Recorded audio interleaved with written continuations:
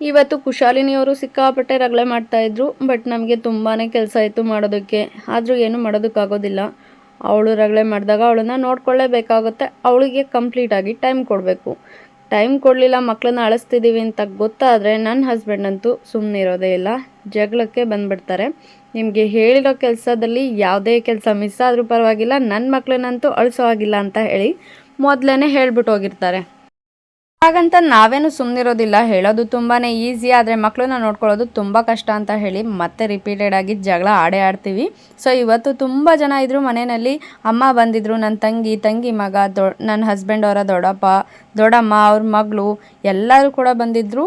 So ಎಲ್ಲರೂ ಒಟ್ಟಿಗೆ ಸೇರಿದ್ವಿ. ತುಂಬಾ ಖುಷಿ ಆಗ್ತಾಯಿತ್ತು. ಇವತ್ತಿನ ದಿನ ಹೆಂಗೋಯ್ತು ಅಂತಲೇ ಗೊತ್ತಾಗಲಿಲ್ಲ. ಯಾಕಪ್ಪ ಇಷ್ಟೆಲ್ಲ ಜನ ಸೇರಿದ್ದೀವಿ ಅಂತ ನಾಳೆ ವ್ಲಾಗ್ನಲ್ಲಿ ನಿಮಗೆ ಗೊತ್ತಾಗುತ್ತೆ. ಎಲ್ಲರೂ ಸ್ವಲ್ಪ ಕೆಲಸಗಳನ್ನ ಮುಗಿಸ್ಕೊಂಡು ಇಲ್ಲಿ ಖುಷು ಮತ್ತು ಪ್ರೇಯಾಂಶು ಎಲ್ಲರಿಗೂ ಊಟ ಮಾಡಿಸ್ತಿದ್ದಾಳೆ ನನ್ನ ತಂಗಿ. ಸೊ ಅವರು ಊಟ ಮಾಡಿಕೊಂಡು ಆಟ ಆಡ್ತಾಯಿದ್ರು. ಅವ್ರಿಗೆ ಮಲ್ಕೊಳ್ಳೋದಕ್ಕೆ ಇಷ್ಟ ಆಗ್ತಾ ಇರಲಿಲ್ಲ. ನಾವು ಕೂಡ ಎಲ್ಲರೂ ಏನೇನು ಕೆಲಸ ಇದೆ ಅದನ್ನೆಲ್ಲ ಹಂಚ್ಕೊಂಡು ಕೆಲಸಗಳನ್ನ ಮುಗಿಸ್ಕೊಳ್ತಾ ಇದ್ವಿ. ಎಷ್ಟು ಮಾಡಿದ್ರೂ ಕೂಡ ಮುಗಿತಾ ಇರಲಿಲ್ಲ. ಸೊ ಫೈನಲಾಗಿ ಊಟ ಮಾಡಿ ಮಲಗೋ ಅಷ್ಟರಲ್ಲಿ ಒಂದು 11 ಗಂಟೆ ಆಗಿತ್ತು. ಮಾರ್ನಿಂಗ್ 4 o'clock ಎದ್ದಬೇಕು ಅಂತ ಹೇಳಿ ಬೇಗ ಮಲ್ಕೊಂಡ್ವಿ.